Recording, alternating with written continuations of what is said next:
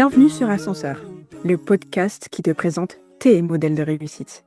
Ascenseur, c'est 3 femmes qui s'unissent pour mettre en lumière des parcours qui inspirent, qui motivent et qui rassemblent. N'est-ce pas, Teg? Exactement, Diary. Nous sommes persuadés qu'on a besoin de repères pour y voir plus clair. Nous sommes aussi persuadés que les récits de vie peuvent être une cause pour révéler notre potentiel. Pas vrai, Awa? Clairement, on partage une vision selon laquelle chaque femme peut créer sa propre réussite. À chaque épisode, nous vous proposerons des parcours de femmes qui ont réussi à leur manière. Bonne écoute! Assalamu alaikum et bienvenue dans ce nouvel épisode d'Ascenseur. Vous savez ce qui est important pour nous? C'est de vous motiver à devenir des femmes audacieuses, qui osent et qui n'ont pas froid aux yeux. Et quoi de mieux que le portrait de notre invitée pour illustrer tout ça? Lorsqu'on a rencontré Bodiel pour la première fois, elle nous a raconté une anecdote. Un jour, elle passait un entretien. Le directeur financier de l'entreprise lui a demandé où elle se voyait dans 10 ans. Et elle a répondu... Et je le regarde comme ça et je lui dis « à votre poste ». Et la RH le regarde et en pète de rire tous les trois. Non, non, vous ne rêvez pas. Elle a bien dit à ce directeur financier d'un groupe connu à l'international qu'elle voulait prendre son poste. Et vous voyez cette détermination? Eh bien, c'est ce qui l'a amenée à avoir ce parcours incroyable que vous allez découvrir aujourd'hui. Du coup, Bodiel, je commence par cette question. Qui es-tu? Qui est Bodiel? Donc je m'appelle Bodiel, j'ai la trentaine. Voilà, on ne révèle pas les âges ici. Donc j'ai la trentaine, je suis sénégalo-mauritanienne et française du coup depuis quelques années. J'habite actuellement à Toronto, au Canada, mais avant j'ai vécu en France, je suis née au Sénégal, j'ai grandi un peu au Sénégal, ensuite je suis allée en Côte d'Ivoire et après on est venu en France. Je suis mariée à un homme, formidable et depuis 14 ans et on a une petite fille, qui est née il y a pas longtemps, qui a 1 an et demi à peu près. Et niveau professionnel, je suis finance business partner. Donc en gros, c'est on va dire pour vraiment simplifier la chose, c'est un contrôleur de gestion de certaines business activités. Donc j'aide les directeurs de ces business activities à les développer, à mieux les gérer et cetera du côté financier. Hop. Voilà et je travaille depuis, 2016, donc ça fait 9 ans. Et ça, c'est ton métier de rêve? Comment ça a Heu, été ton cheminement pour en arriver là? c'est le hasard, clairement. Parce que à la base, quand j'ai fait mes études en DCG, le diplôme de comptabilité et de gestion et après en master, je m'étais dit que je voulais être expert comptable et commissaire aux comptes. Ça, c'était mon objectif de vie. J'ai toujours dit: «Je vais être expert comptable et commissaire aux comptes». Donc je m'en suis donné les moyens, j'ai fait en sorte de commencer. J'ai même commencé le doctorat, d'expertise comptable, le DEC et puis en fait, à ce moment-là, j'étais en alternance pour mon master et après le master, du coup, en commençant le doctorat, donc je travaillais déjà et je travaillais dans un cabinet d'audit, les cabinets d'audit externes et c'est là-bas où j'ai vu, en fait, ce que c'était le travail d'expert comptable et de commissaire aux comptes et je me suis dit: «Non». C'est à ce moment-là, et en plus, c'est aussi à ce moment-là que j'avais un peu plus d'argent pour commencer à voyager et cetera et donc avec mon mari, on commençait à voir le monde, tu sais, s'ouvrir un peu et je Mmh. me suis dit: «Mais en fait, je veux pas de cette vie-là» et quand je dis cette vie-là, c'est vraiment une vie, tu travailles tellement que à quel moment tu vas te dire: Mmh. «Oh, je peux voyager, je peux dépenser mon argent, je peux faire ci, ça» et je me suis dit: «Non, je veux pas de cette vie-là. Je veux pas Mmh mh. avoir une vie où je ressemble à rien parce que je travaille tellement que je suis un Mmh. zombie» et donc j'ai commencé le diplôme d'expertise comptable et après quelques jours, j'ai appelé mon père surtout parce que c'est lui qui suivait ma partie études et je lui ai dit: «J'arrête».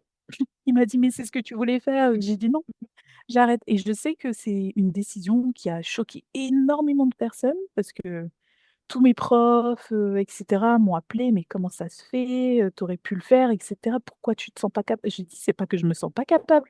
Si je m'assois ici, je vais le faire, votre diplôme et je l'aurai, inch'Allah». Mmh. Mais personnellement, j'ai compris que c'est pas ce que je veux et c'est comme ça que j'ai quitté en fait, le cabinet où j'étais et je suis rentrée en entreprise et Mmh. en entreprise, j'ai fait de l'audit interne. En gros, l'audit interne, c'est lorsque tu vas dans toutes les filiales de la société et tu les audites, donc partout dans le monde et Mmh. c'est ça qui m'avait plu sur ce poste. Dites-vous, c'est un poste vraiment, je l'ai trouvé au hasard un dimanche à 22h. J'étais là assise, j'ai dit à Fad: «Waouh, ça a l'air incroyable, allez pour rigoler, je postule». Donc j'ai envoyé mon CV à minuit et le Génial. lendemain à 8h du matin, j'ai parlé à la RH et j'ai fait c'est tombé comme ça. Comme on dit franchement, si Dieu fait bien les choses, quand les Mmh. choses doivent arriver, elles arrivent au bon moment et si elles doivent Exactement. pas arriver, elles arriveront pas. Peu Mmh. importe ce que tu fais, ça viendra pas et donc voilà, c'est comme ça que j'ai intégré l'entreprise. J'ai commencé un peu l'audit interne. On est allé un peu, dans quelques filiales en Afrique, un peu en Europe et puis après il y a eu le covid. Donc quand il y avait le covid, ils m'ont dit: «Bah, Bodiel, tu peux plus voyager. Donc ton métier en gros, il a plus trop de sens. Mmh. On va t'orienter vers le contrôle de gestion». J'ai dit: «Bon d'accord» et c'est comme ça que j'ai découvert le contrôle de gestion. J'ai aimé ça et puis je trouvais ça intéressant. Je performais bien là-dedans et puis voilà. Donc ça fait depuis 2020, oui, 5 ans que je fais du controlling. Donc voilà. Mais c'était pas ça mon métier de rêve. Mon métier de D'accord. rêve, on va dire mon poste de rêve, c'est le poste de directeur financier. Voilà. Si Mmh. j'arrive à ce poste-là, je pourrais dire: «OK, niveau carrière, j'ai réussi». Et je rebondis par rapport à ce que tu as dit en parlant de ton parcours, c'est que pour toi, ça n'allait pas avoir de sens que de travailler si tu ne pouvais pas voyager. Oui. Du coup, tu te situes comment par rapport au voyage? Parce que tu l'as beaucoup mentionné là, durant ces quelques minutes. D'où Oui. elle vient cette passion? Bah, au fait, comme, du coup, le voyage, on va dire que c'est ancré dans mon ADN. Première chose. Mmh. Pourquoi? Parce que je suis Peul. Donc les Peuls non, mais c'est vrai, on rigole, mais c'est la Mmh. vérité. Les Peuls sont des Mmh. nomades. C'est des gens Et c'est qui vrai. voyagent, qui se déplacent et depuis des siècles et des siècles. Donc, en fait, déjà, c'est dans mon sang. Moi, je dis Mmh. ça comme ça. Ensuite, au niveau de ma famille, on a habité dans énormément d'endroits, que ce soit dans le même pays ou dans des pays différents. Par exemple, avec mes parents, quand on était en France, on a vécu à Mulhouse, on a vécu à Strasbourg, on a vécu en Corse, on a vécu à Toulon. Donc On est en le fait, tour de France. c'est vraiment Incroyable. la famille, nomade, vous savez, et ça nous dérange pas. C'est quelque Mmh. chose, on peut se lever comme ça et hop, on part. Il y a beaucoup de personnes qui ont peur de ça et je peux Mmh. comprendre parce que quand tu as ta stabilité, tu as pas forcément envie de tout chambouler. Mais Exact. c'est vrai que nous, en fait, c'est quelque chose, on n'a vraiment pas peur de ça et on adore ça. Donc on va dire que ça fait partie de ma vie et comment j'ai été élevée et d'autre Mmh. part, quand j'ai commencé à voyager de moi-même, parce qu'avant, c'est mes parents qui nous faisaient voyager et cetera, mais de moi-même, quand j'ai découvert le monde et je me suis dit: «Waouh, en fait, Mmh. c'est incroyable ce qui nous entoure et comment ça se fait qu'on ne profite pas de ça et cetera. On n'a qu'une seule vie, ça passe vite en plus» Mmh. et je me suis dit: «Je ne vais pas travailler toute mon existence Mmh. en me disant: "Oh, attends la retraite et tu profiteras"». Non, déjà, je serais une vieille dame, je pourrais pas marcher, faire les trucs que j'ai envie et il y a un autre truc, c'est que quand je voyage, ça me fait revivre. Comme dirait ma mère, Mmh. elle m'a toujours dit: «Quand tu voyages, tu as le visage qui s'illumine». C'est bête, Oh! hein, mais c'est Mmh. vrai que quand je voyage, je suis la personne la plus heureuse au Mmh. monde et Mmh. c'est même pas c'est pas une caricature ou je sais pas quoi. C'est vraiment intérieurement, je le sens que je suis extrêmement heureuse. Donc ces Mmh. moments de bonheur-là, personne va me les enlever. Mmh. Ça, c'est très, très, très, très important dans ma vie. Donc C'est voilà. trop bien. Ça me parle tellement le fait de juste de voyager, de découvrir des pays, des cultures, d'autres choses et puis de sortir un peu de sa routine. Je pense que c'est Ah oui. important. Ça dépend, il y en a qui ont beaucoup aimé rester dans leur cadre, pas sortir, mais en tout cas, moi, ce que tu dis là, ça me parle énormément, Bodil. Bah oui, parce que ça fait plaisir aussi de voir, juste découvrir ce que Allah a créé. Le monde est tellement grand, vaste et Mm, beau et il y a des choses quand tu les vois de tes propres yeux, tu te dis: «Waouh, incroyable». mm, Tu te dis juste: «Dieu est grand», parce qu'il y a pas Mmh. d'autre mot mm. que pour exprimer, ce que tu ressens. Donc voilà. Moi, vraiment, en découvrant ça, je me suis dit: «J'arrêterai jamais» et que ce soit avec Djalia, enfin ma fille, on Mmh. part bientôt et elle aussi, elle est de l'aventure. Donc tout le monde me dit: «Oh, tu es folle, tu l'emmènes jusqu'en Asie et cetera». Mais oui, Oui, elle a 1 an et demi, elle va aller Mmh. jusqu'à là-bas en mode Mmh. galère comme nous et puis elle va s'adapter et elle va aimer ça, c'est tout. Ouais. Enfin j'espère qu'elle aimera ça. Non, mais Voilà. c'est super bien d'avoir cette ouverture, au niveau du monde. Tu disais qu'avec ta famille, tu as beaucoup voyagé en France. Est-ce que tu as eu l'occasion de voyager dans ton enfance, dans d'autres pays? Mmh. Dans mon enfance, en fait, le plus gros qu'on faisait, c'était en Afrique. Donc on faisait beaucoup, beaucoup la Côte d'Ivoire, Mali et cetera, plus en Afrique et puis on venait en Europe, en France tous les étés parce qu'on avait, de la famille ici. Donc souvent, mes parents, ils nous emmenaient plus vers la France.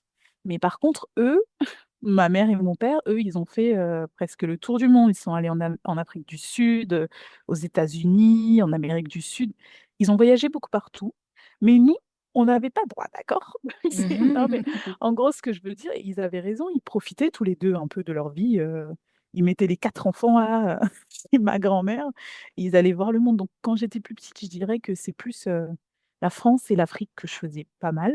Mais ailleurs, non. J'ai vraiment découvert, l'Asie à quand j'ai en 2016, c'est ça. D'accord. Donc quand j'avais presque 20 ans ou quelque chose comme ça, c'est là où j'ai découvert, l'Asie, l'Amérique et autres et je me suis dit, «Ah d'accord, bon, il y a ces parties du monde aussi qui existent et elles sont vraiment pas mal». Mmh. Donc voilà. Donc si j'ai bien compris, tu es né en Afrique, au Sénégal plus Oui, précisément, tu me diras à si je me Dakar. trompe et par la suite tu es venu en France? Oui, c'est ça. Je suis née au Sénégal, j'ai grandi au Sénégal et je suis venue en France à l'âge de 15 ans. Oui, c'est ça. Je suis venue en France à l'âge de 15 ans. Quand je dis venue, c'est habiter quoi, en France à D'accord. l'âge de 15 ans. Mais avant ça, de mes, je crois 8 ans à 12 ans, on a vécu en Côte d'Ivoire, Mmh. et de 98 à 2002 pour être précise. Donc voilà. On a vécu en Côte d'Ivoire pendant 4 ans, mais c'est à cause de la guerre qu'on a dû partir, mais on était bien là-bas. J'ai beaucoup aimé ce pays. C'est un super pays. Mmh. Génial. Et comment tu t'es adaptée, quand tu es arrivée en France? Tu as repris, le cursus, normalement? Bah, Dis-nous un peu tout. quand on est arrivé en France, moi j'ai intégré la seconde. Donc c'était pas facile parce que j'arrivais ici au lycée, j'avais mes petites habitudes, ma petite vie au Sénégal, mes amis d'enfance et cetera et arriver dans un nouveau pays, un nouveau continent, une nouvelle mentalité et cetera, ça a été difficile, difficile pour moi de m'adapter. On va dire que la période lycée, c'était la plus compliquée, parce qu'en fait je me suis pas rebellée ou autre, j'ai jamais fait de crise d'adolescence moi. Peut-être que ça viendra à mes 50 ans. OK. J'aurai ma crise à 50 ans ou quelque chose comme ça. Je pense que ça viendra un jour, mais on va dire que c'était plus, au niveau école et cetera, où j'étais complètement perdue parce que c'est pas que je comprenais pas, c'est juste que, ça me terrorisait en fait, ce nouveau monde et c'est vrai que j'étais devenue timide alors qu'au Sénégal, j'étais majorette, capitaine, machin, j'étais dans Mmh. toutes les danses, les ambiances qui existent et arrivée en France, je me suis renfermée sur moi-même et au lycée, je parlais pas énormément de personnes, et puis on va dire que j'ai développé un petit peu un petit complexe. C'est triste à dire, hein, mais j'étais un peu en mode, «Ah, c'est pas ma place ici. Qu'est-ce que je fais là?» Donc à force, mes résultats ont baissé énormément, j'étais un peu dans la classe sans être dans la classe, j'avais plus du tout confiance en moi, durant ces années-là, donc c'était quand même compliqué. Et puis après, on va dire au bout d'1 an, 2 ans, après j'ai rencontré, mon mari, ça m'a donné un peu plus confiance, j'avais quand même 2 3 amis qui étaient bien, qui étaient sympas, donc ça m'a donné envie de redevenir la Baudriel d'avant. Et c'est vrai que Mmh. c'était pas facile. Et qu'est-ce qui a provoqué justement cette perte de confiance? Mais je pense en fait, je me suis pas sentie à la hauteur en arrivant, je me suis dit, c'est je me disais: «C'est pas chez toi ici». Tu dois faire Mmh. de ton mieux, mais c'est pas chez toi ici et franchement, même juste, arriver, hop, il y a l'hiver qui débarque avec, Mmh. les je sais pas moi, à cette époque-là, il faisait très froid en plus en France, hein, vers, 2008 comme ça, c'est pas les hivers d'aujourd'hui. Donc la neige et cetera, le froid, tu complètement dépaysé en fait dans ta tête et tu te dis: «OK, il faut que je m'adapte», mais c'est pas facile parce qu'en plus dans la classe, ils étaient pas très sympas, tu vois? C'était vraiment: «Ah toi tu viens Oui. d'Afrique», ce genre de remarques qui sont vraiment pas sympas Et je me sentais tellement seule que je me défendais même pas, en fait. J'étais là un peu, je laissais tomber. C'est pas la Bodiel d'aujourd'hui. La Bodiel d'aujourd'hui, clairement, elle les aurait détruits, pulvérisés. Mais la Bodiel de ces 2 ans, 3 ans, là, elle s'était renfermée sur elle-même un peu. Mmh. C'était compliqué. Mais je vais dire que c'était un mal pour un bien. Parce Mmh mh. que c'est à cause de ça que plus quelques années après, je me suis dit: «Ah non, je vais Mmh. jamais, changer qui je suis pour, des humains qui sont juste devant moi, ils sont personne donc voilà, stop». C'est hyper intéressant franchement et c'est à quel moment que tu t'es dit: «Il faut que j'ai cette détermination de pouvoir, m'en sortir et vivre mes rêves quelque part»? C'est plus quand c'était vers la terminale, je dirais, donc là, j'étais un peu plus sociable, j'avais des amis qui faisaient partie des «hype» entre guillemets, oh lol, je trouve ça ridicule, ce truc-là, mais je le dis quand même et et c'était des gens sympas, donc j'ai commencé un peu à sortir avec eux, rigoler, voir le monde, différemment, donc je me suis dit: «Ah finalement, en fait, ils sont quand même sympas». Parce que c'est vrai que quand tu les vois au premier abord comme ça a l'air de personnes très hautaines et très hautaines. Donc mais au fond, ils sont pas vraiment. Je pense que c'est juste la culture lycée qui font qu'ils se comportent de cette manière, en fait. Mmh. Et donc après, j'ai rencontré, bah, mon mari, ça m'a changé aussi ma façon de Mmh. voir parce qu'il était là souvent, on rigolait bien, ça m'a permis de me relâcher un peu, de me détendre et de me dire, «Ah finalement, tu as peut-être ta place dans cette société-là». Et puis après, je suis allée à la fac. Donc à la fac, j'ai rencontré beaucoup de personnes, je sortais souvent, moi j'ai bien fait la fête quand j'étais jeune, hein, je vous cache pas, c'était super cool. Et en fait, tous ces trucs-là, vous savez, rencontrer des personnes bien, parler, rigoler, s'amuser et donc je me sentais beaucoup mieux dans ma peau et dans ma tête aussi et c'est là où ça a fait tac, d'un coup comme ça. Je me suis réveillée, la Baudielle d'avant et c'est revenu. Donc en plus, j'habitais toute seule, c'était la première fois que j'habitais toute seule à cette époque-là à Strasbourg et je j'avais pas le ch d'autre choix que d'être indépendante, en fait et de Mmh mh. de me réveiller, de me débrouiller parce que tu es toute seule, devant tes factures et cetera. Donc je me suis dit: «Allez hop, maintenant ça commence» et c'est vrai que c'est là où Baudiel est revenu et les études sont revenues, tout est revenu au même moment. Et ça veut dire quoi pour toi te mettre à fond? Ce serait hyper intéressant d'avoir cette dé ça veut dire quoi pour toi? Bodiel en tout cas, Tu es se sûre mettre que à tu veux fond. savoir? On veut savoir. Heu, alors, me mettre à fond, c'est que, c'est un peu triste, mais je suis une personne qui, quand elle est déterminée sur quelque chose, elle a pas de limite et ça, c'est quelque chose qui est bien et c'est pas bien non plus. Parce que, par exemple, pour les études, parce que, c'est dans plusieurs niveaux que j'ai ce genre de folie, on va dire Mmh.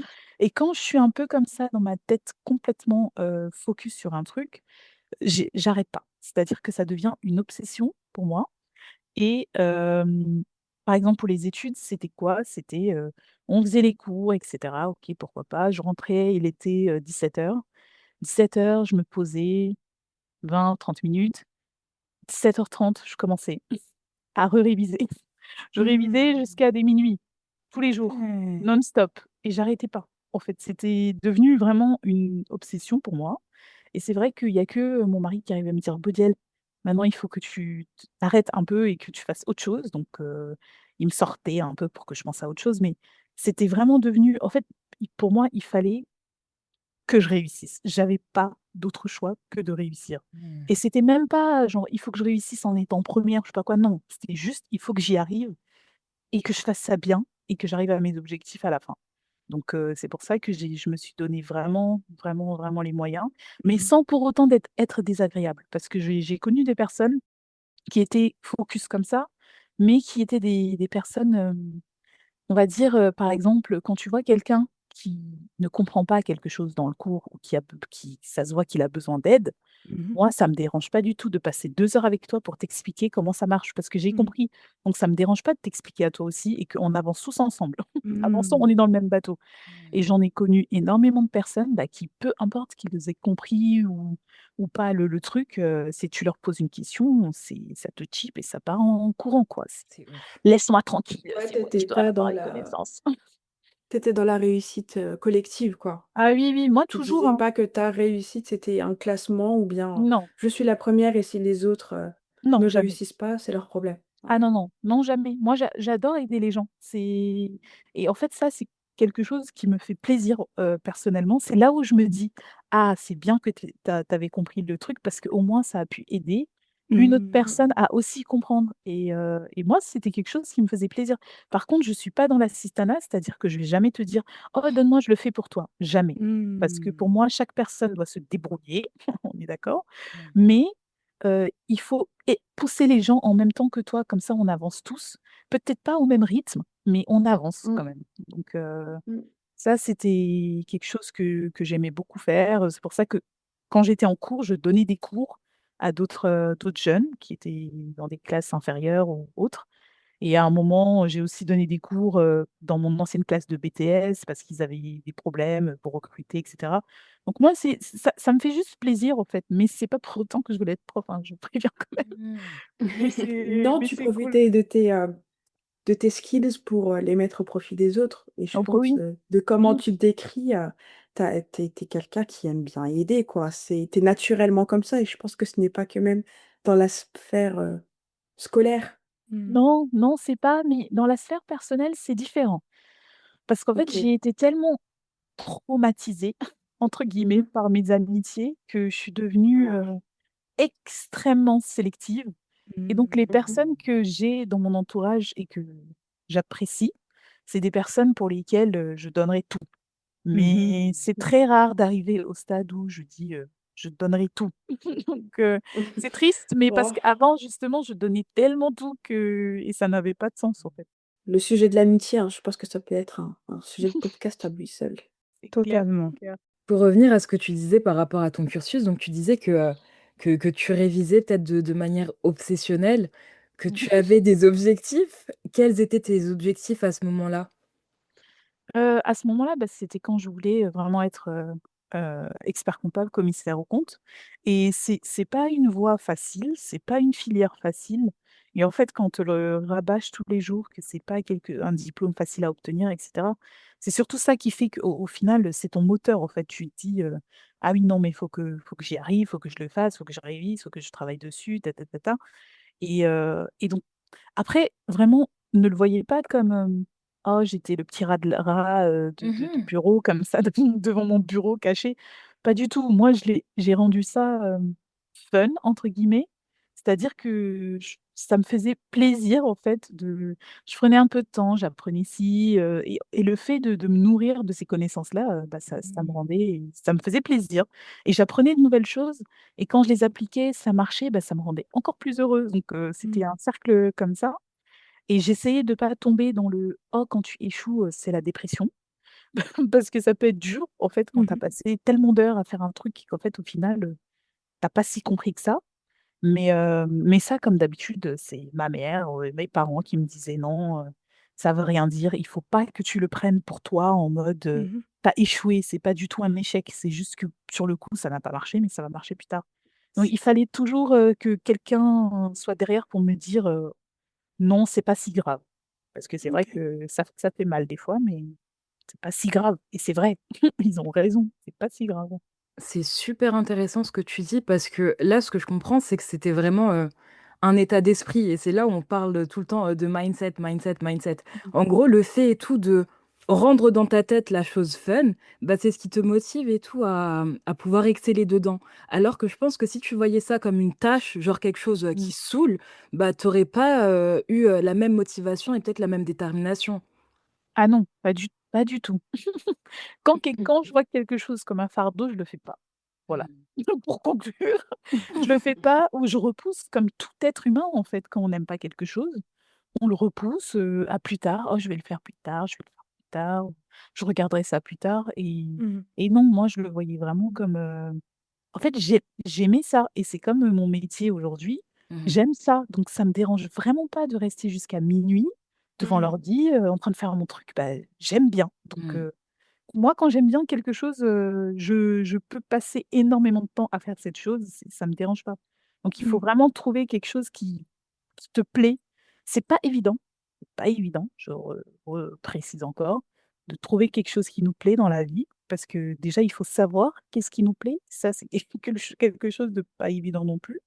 Mais quand on le trouve, c'est là où on est à fond et je pense que tout le monde peut témoigner sur ça. Dès qu'on a Mmh. trouvé un truc qu'on aime bien, on le fait avec plaisir et sans compter, hein, nos heures Mmh, ou autres. mais grave, abusé et c'est quelque chose, je sais pas si c'est beaucoup dans la culture française parce que, dans un de mes emplois, j'aimais trop dire, «Moi, je viens ici parce que ça me fait plaisir». Genre, je ne Mmh. travaille mais vraiment, je n'ai pas la culture de oui, il faut c'est vrai, il faut travailler parce qu'on a besoin, bah, de vivre, hein, le loyer ça coûte, la Oui. nourriture ça coûte, il faut ton salaire, tu vois? Mais au-delà de l'aspect Mmh. purement, je donne quelque chose et on me récompense, bah, moi j'aime bien me lever tous les matins parce que Mmh. j'aime ce que je fais et il est clair qu'à partir du moment où et bah, j'ai pu ces petites étoiles-là, et Madame Ambition elle en parle en plus. Non, Ouais. mais là, vous voulez vraiment faire sortir Madame Ambition, là. Là, vous voulez que hein? Non, mais C'est le moi, moment. vraiment, mais c'est vraiment ma vision. C'est que pour moi, vraiment, en fait, si tu es pas épanoui, si tu ne trouves pas de sens à ce que tu fais, Mmh. ça passera pas. En fait, ça passera Mmh. pas. Tu vas t'ennuyer, tu vas être stressé, tu auras une vie qui sera pas équilibrée, tes valeurs, elles seront pas alignées. Bon, je peux vous faire un cours si vous voulez, mais en tout cas, ça, c'est quelque chose qui est super important, au niveau de la carrière en général, hein. Et tu Non, c'est sais, vrai. Bodil, tu parles de choses super importantes depuis qu'on commence. Tu parles beaucoup des personnes qui t'ont entouré. Et toi, l'entourage, il influe beaucoup dans la personne qu'on peut être, enfin, l'adulte qu'on peut être surtout. Toi, tu dirais qui sont tes modèles de réussite? Je dirais que c'est mes parents, voilà. Moi, je citerai pas: «Oh, Michelle Obama» ou je ne sais qui d'autre, pas besoin, j'ai pas besoin d'aller aussi loin, même si c'est Mmh. vrai que c'est des modèles aussi ces personnes-là, mais moi, tout de suite, je citerai mes parents, mes 2 parents, parce que chacun a sa manière. C'est Mmh. pas des mêmes manières. Ma mère, par exemple, elle, c'est un modèle de bravoure, de courage et de détermination. Voilà, pour sa famille, elle a peur de rien, elle est venue en France toute seule, elle a travaillé, galéré et cetera, mais tout ça, elle l'a fait pour sa famille. Et Mmh. mon père, je dirais que c'est un très bon modèle dans le sens où c'était un très bon père. Aujourd'hui, la femme que je suis quand même, si je suis comme ça déterminée, c'est grâce à lui. Parce qu'il m'a Mmh. toujours répété depuis petite à nous tous: «Votre votre avenir, vous-même en premier avant de penser à mon mari, mon mari». Alors que pourtant c'était un homme, hein, mais il a toujours dit: «Ton premier mari seront tes études, ton travail. Il faut que tu te sécurises toi avant d'aller t'accrocher à quelqu'un». Parce qu'en fait, ce qu'il voulait pas pour nous, c'était vraiment, de ne pas être indépendante financièrement surtout et Mmh. qu'un jour on se marie et après on ne peut pas divorcer parce que, Mmh. on n'aura pas d'argent, on n'a pas de travail, on n'a pas ça c'est son pire cauchemar. Donc lui depuis toujours, il nous a poussés à faire, ce qu'on voulait, mais à faire quelque chose. Voilà. C'est pas forcément études ou quoi. Fais quelque chose, spécialise-toi dans un domaine, la cuisine, infirmière, aide-soignante, Mmh. peu importe, mais fais-le bien et reste là-dedans et puis après tu peux faire ce que tu veux de ta vie, mais au moins fais ça et c'était aussi, quelqu'un, très intelligent, très posé, très mature et voilà, donc moi, oui, moi, c'est mes 2 parents, mon exemple, dans la vie. C'est magnifique. Oui. Parce qu'elle a dit aussi, je note, que j'essaie de suivre. Parce que des fois, on peut avoir des modèles qui nous inspirent, mais qu'on ne veut pas copier. Mmh. Et Oui. je sais pas si vous avez senti la nuance, en tout cas, moi, je l'ai Oui. bien perçue. Clairement, j'essaye, bon, j'essaye, c'est drôle, mais parce que ma mère, on a le même caractère, donc j'ai même pas essayé, c'était dans le sang aussi. Mais c'est vrai que quand je vois ce qu'ils ont fait, comment ils se comportaient et cetera, moi c'est exactement la même chose que je veux faire et ça me dérange pas. Je trouve ça bien, ça me va, c'est assez, voilà. J'ai pas besoin de faire plus, je me dis pas: «Ah j'aime bien, je sais pas, je cite, Bill Gates, oh c'est mon exemple». Je ah bah non, pas du tout. Je trouve que c'était déjà bien, pour leur petite vie, ils s'en sont très bien sortis, donc c'était pas mal. Et Baudiel, par rapport à ton parcours, ce que tu nous as expliqué, c'est que tu étais à ça de préparer le diplôme d'expertise comptable du coup. Hem, je pense que la voie pour y accéder déjà elle est longue. Est-ce qu'il y a un moment où tu as senti que tu n'étais pas à ta place? Est-ce qu'on te l'a fait sentir ça? Hem, oui, énormément. Parce qu'en fait, avant d'arriver jusqu'au diplôme d'expertise, donc tu as le DCG d'abord, ensuite c'est une licence. Ensuite, tu as le DSCG qui est le master et ensuite tu as, le DEC qui est le doctorat et donc tout ça, c'est des étapes, étapes, étapes, mais il faut savoir que moi, j'ai pas suivi le parcours, ordinaire. Quand j'ai eu mon bac, je ne connaissais pas l'existence de DCG, donc je suis allée à la faculté d'économie et là, j'ai découvert la compta, donc je me suis dit: «Ah, j'aime bien ce truc, comment je peux me spécialiser là-dessus?» Et à ce moment-là, j'avais postulé justement au DCG, mais en fait, vu que j'étais à la fac et cetera, eux, ils privilégiaient les nouveaux, diplômés du bac quoi, en gros, Mmh. qui avaient fait des bacs S, heu, en général et moi, j'avais fait un bac ES. Donc bon, je me suis dit: «C'est pas grave, il y a une autre voie qui est le BTS». Donc je suis allée en BTS, j'ai beaucoup aimé mes années BTS, 2 ans en comptabilité et j'ai fait ça, ça s'est très, très bien passé. Mes profs de BTS, ils m'ont dit: «Lâche pas, il faut que tu intègres le DCG». Donc j'ai intégré le DCG en deuxième année au lieu de première année. Donc j'intègre le DCG et c'est vrai qu'en fait, dans cette filière-là, c'est quand même une filière, avec des très, très bons profils, c'est une filière d'excellence, mais pas très connue, j'ai l'impression. En tout cas, ceux de la finance, ils savent que c'est un des diplômes les plus durs à avoir, DCG, DSCG et cetera. Enfin, il faut beaucoup travailler. C'est pas dur, c'est qu'il faut beaucoup travailler, voilà et du coup, en intégrant le DCG et en étant, quelqu'un qui vient d'un BTS, je vais pas vous cacher, en BTS, il y avait 99 d'étrangers dans la classe. Mmh. Voilà, clairement, c'était que des Mmh. étrangers. Et donc les BTS qui arrivent à intégrer le DCG, il y en a pas beaucoup. En général, il y en a peut-être 3, 4 qui vont accepter, que le DCG va accepter et donc je faisais partie de ces 3, 4 là. OK, j'arrive en DCG, eux, ils ont déjà leur petit rythme parce qu'ils se connaissent depuis 1 an déjà et on va dire que en général, quand les BTS intègrent le DCG, ils s'en sortent bof, ils essayent de survivre, quoi.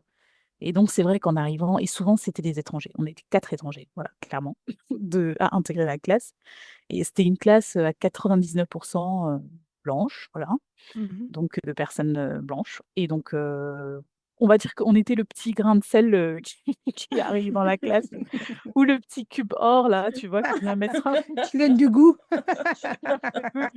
voilà, on était vraiment pas beaucoup, mais on était là, voilà. Mais bon, après ça, moi, c'est des choses ça ne me dérangeait pas, en fait, ça change rien, Mmh. qu'on soit 99 de noirs ou 99 d'arabes, ça change rien du tout, moi, tant que je suis pas là pour ça, donc tant pis, c'est pas mon problème et puis les gens certaines personnes étaient très sympas, donc ça va et donc en arrivant là-bas ça s'est bien passé, en tout cas au début, voilà, et comme dit, c'était vraiment des classes, vous savez, c'est un peu comme dans les films américains que vous voyez là, où, on juge tout le monde, on critique tout le monde, mais genre de manière très forte, hein. C'est vraiment: «Ah eux, ils sont très nuls, oh, les BTS, morts de rire, vous allez voir comment ils vont s'écraser». En fait, on était un peu le divertissement pour eux, vous voyez? Mmh. En gros, voilà, dès qu'il y aura des zéros ou des 2, ça viendra d'eux, quoi et puis comme ça, on pourra tous rigoler ensemble.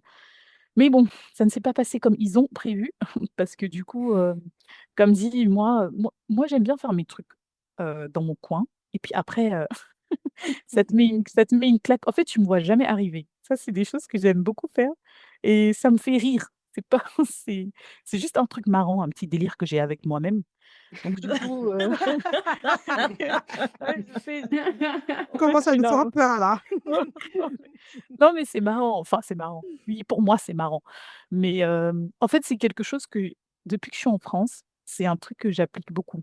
C'est «j'aime bien que tu ne me vois jamais arriver». En fait, j'aime bien parce que souvent, on va pas se mentir, les gens, comment on peut dire ça? Ils jugent. Ils jugent directement.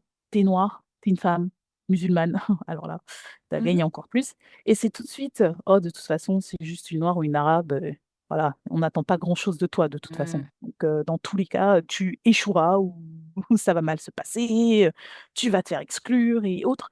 Donc moi j'aime beaucoup laisser les gens penser ça et Mmh. qu'après quand, je passe par derrière et que la claque, te tombe dessus, tu tombes des nues et j'adore voir cette tête-là de toi qui qui est déçu de toi-même et qui est choqué de toi-même. Donc voilà, donc c'est un peu ce qui s'était passé, ils avaient ces préjugés et de gros préjugés même et en fait, pas du tout donc moi j'étais là, tac tac, je les taclais tous les 4 matins, pas tacler de manière, embrouille et cetera. Moi, je m'embrouille pas avec toi. Je te prouve tout ça sur du papier ou du Mmh. concret. Voilà, c'est comme ça que je te bats. À ton propre jeu, en fait. J'ai pas besoin de crier ou autre. C'est vraiment le: «Oh, les étrangers, ils allaient pas réussir» et au final, je suis meilleure que vous tous. Voilà et c'est comme pour moi, c'est comme ça qu'on ferme des bouches. C'est même pas en tapant les gens ou quoi. Non, non, tu les bats sur leur propre terrain. Ça fait beaucoup plus mal Mmh. que pincer quelqu'un ou physiquement. Oui, clairement.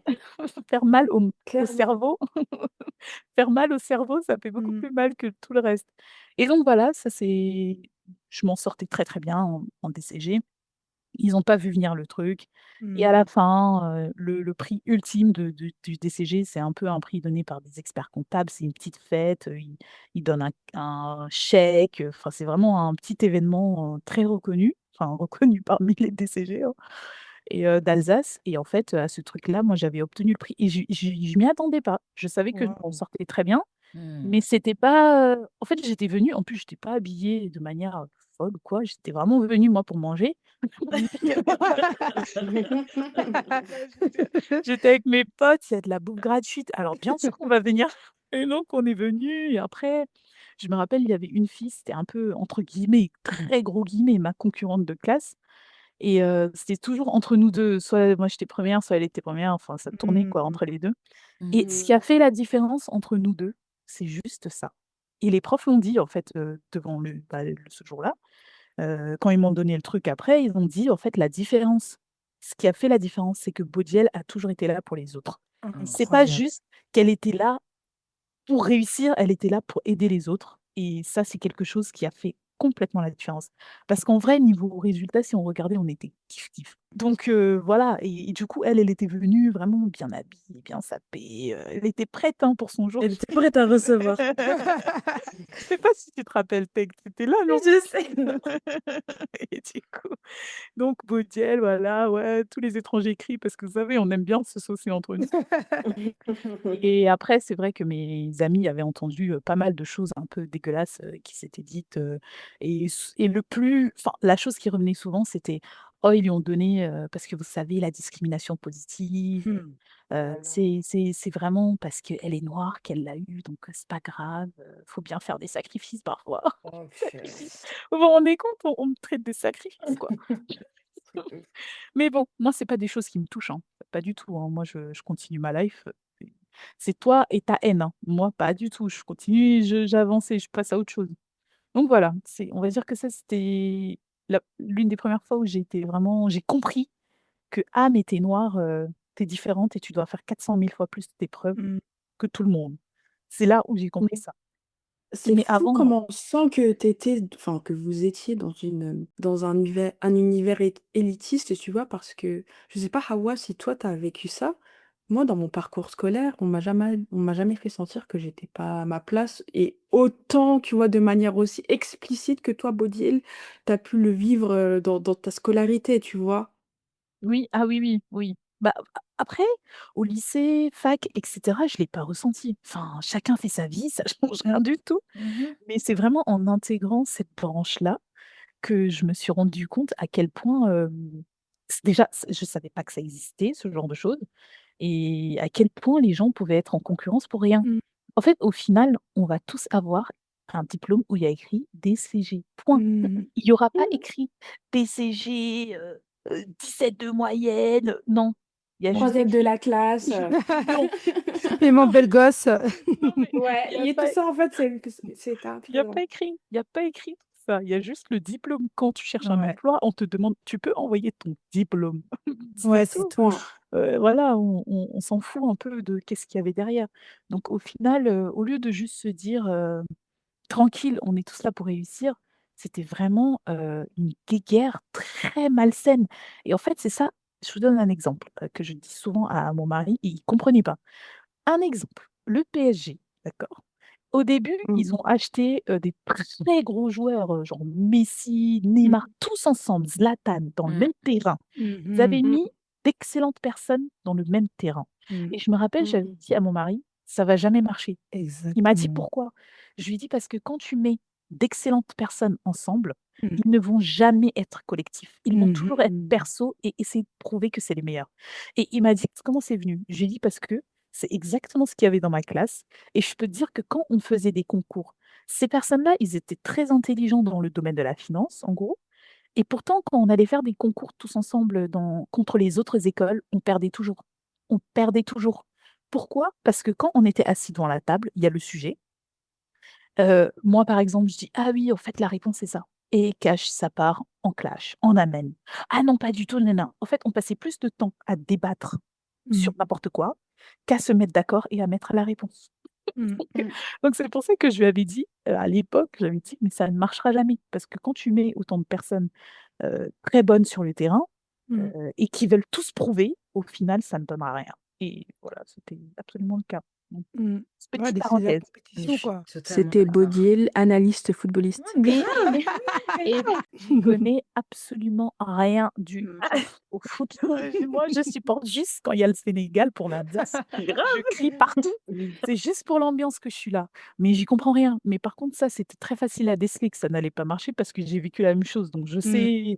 je sais exactement, je voyais le truc, comment ça allait se terminer, quoi. Ouais, tu as transposé, quoi, tout simplement. Voilà, voilà. Super intéressant et comme tu l'as dit, c'est quelque chose qui se transpose partout, hein. Parce Mmh. que je sais pas si vous le voyez en entreprise, c'est pareil.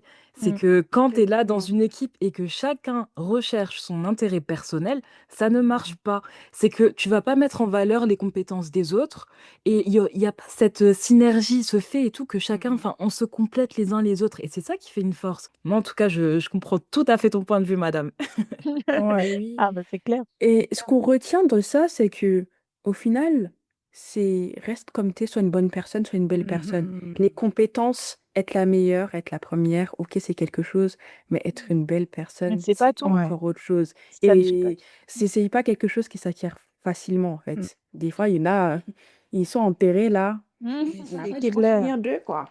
Oui, Mais après, c'est clair. moi, je pars du principe qu'on est tous de bonnes personnes. Mmh. Certaines, c'est vrai qu'ils sont un peu spéciaux, mais en fait, c'est jamais de la vie, je vais m'asseoir et dire: «Je suis une bonne personne». Je Mmh. vais je peux pas, parce que pour moi, c'est pas à moi-même de me caractériser Mmh. de bonne personne.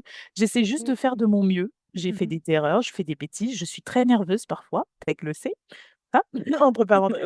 Mais mais des fois, comme tout être humain, j'ai énormément de défauts, mais j'essaye de faire de mon mieux et ça, Mmh. c'est ma mère qui nous a appris à être quelqu'un de généreux, de Mmh. partager, tout le temps aider son prochain.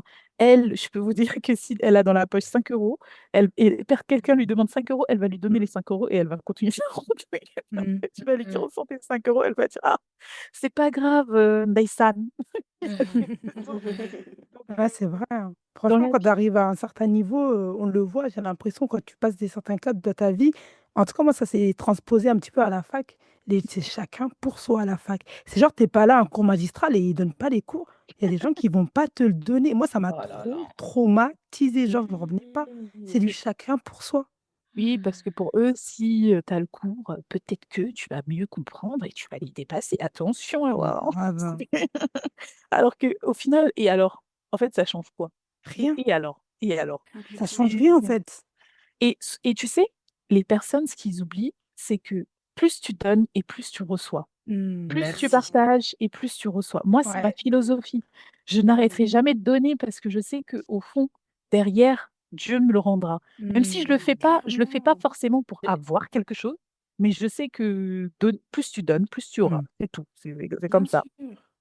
Mais moi, je sais pas si c'est parce que après ma première année de bac, j'ai fait 1 an en école d'ingé, mais en école d'ingé, la philosophie, elle est pas du tout comme ça. C'est Cette Mmh. vrai. philosophie, c'est le grave, fraternel, Ah oui? sororité. Oui, ah Oh, oui, c'est un pour tous et tous pour un, là-bas. oh, c'est Incroyable. bien. On C'est te donne ouf. toutes les infos, c'est vraiment une fois que tu rentres, en fait, on va t'aider pour que tu réussisses Mais toutes tes trop 5 bien. années, tu vois? Waouh. Et Exact. donc, c'est pour ça que quand je suis arrivée après ma première année, quand je suis allée en DUT, et ben, l'ambiance, elle était plus du tout comme ça, tu vois? Parce qu'on était classés, il y avait un classement, Mmh. les gens, j'avais l'impression qu'ils jouaient leur jeu à chaque examen, tu vois?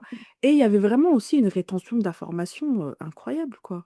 Et c'est vrai que c'était une logique, que moi je comprenais pas, en sachant que j'ai eu l'école d'ingé et avant ça, même ma dernière année de terminale, nous, dans l'aspect de maths, on était tous en mode, «Ouais, bah, vas-y, on s'aide, on fait nos DM ensemble» et cetera. Enfin, vous voyez, on avait tous à cœur de tous Tellement bien. réussir et puis si on avait notre bac et que tout le monde ait son bac, en fait, bah, Exactement. ça n'allait en fait, ça va rien t'enlever, ça ne t'enlève rien que quelqu'un d'autre réussisse.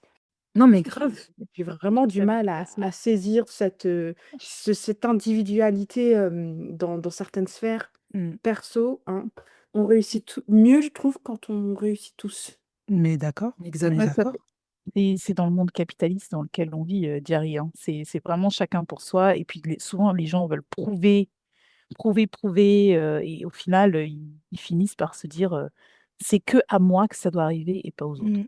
Donc quand tu commences à te dire ça, tu peux pas après ça fait partie du caractère de l'être humain, hein. C'est comme ça, hein. On Mais n'est c'est pas ça. Mmh. tous, Ah et oui, heureusement qu'on n'est pas tellement. tous pareils, hein. Mmh.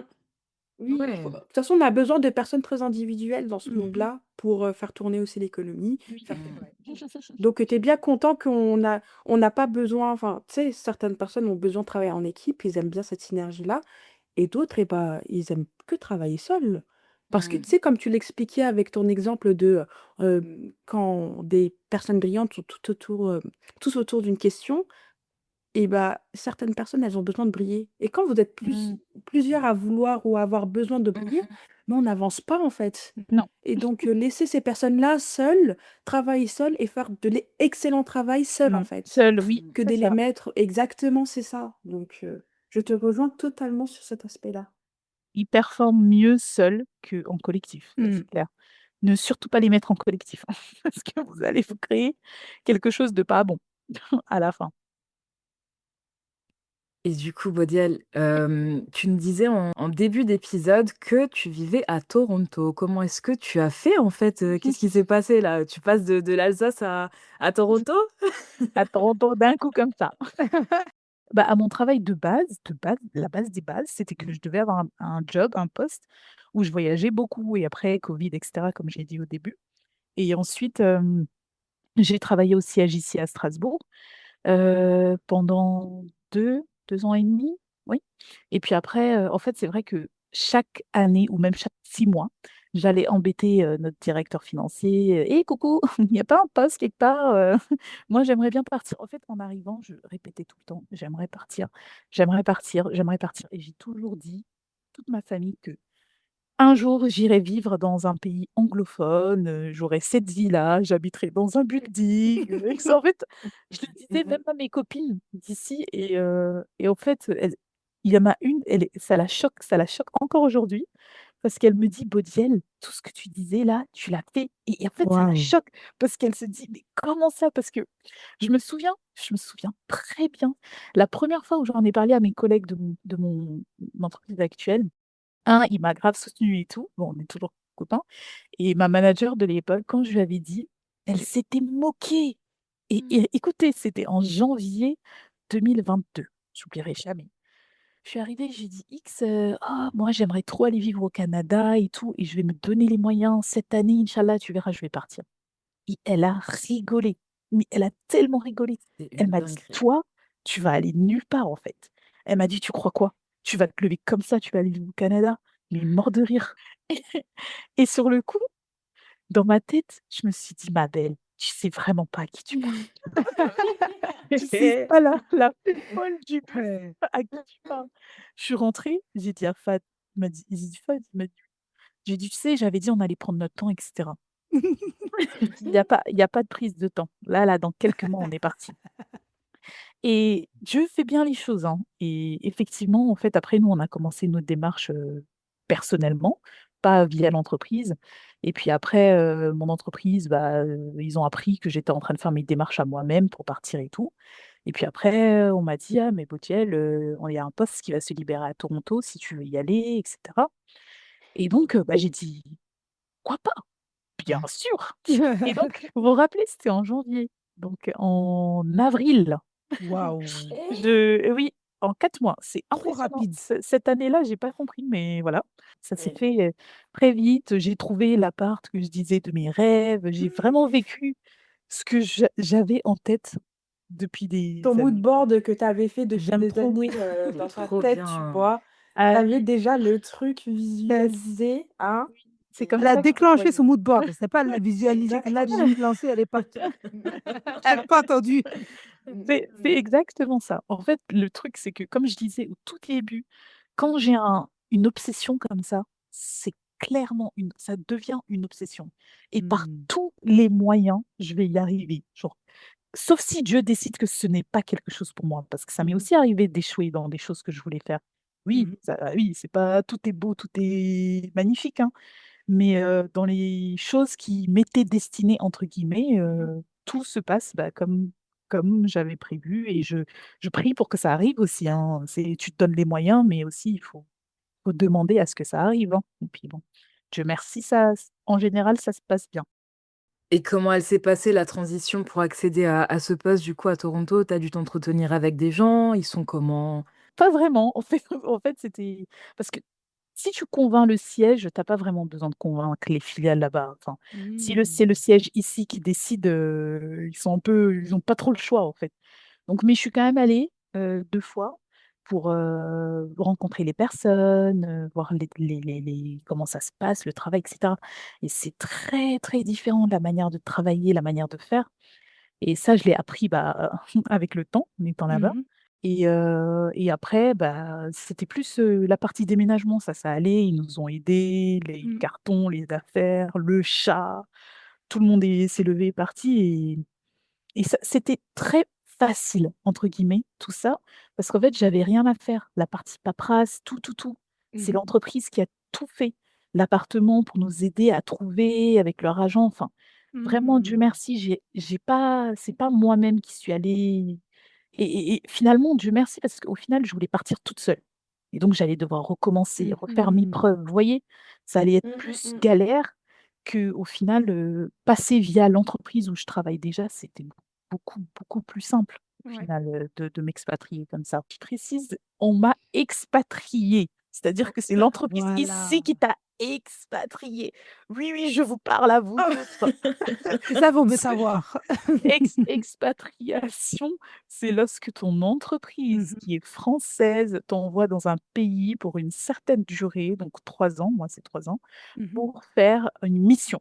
Mmh. Toute personne qui se réveille, qui est française et qui va habiter au Canada de lui-même, il arrive, il s'établit, il fait ses papiers, il cherche du travail, c'est un immigré. Merci Merci.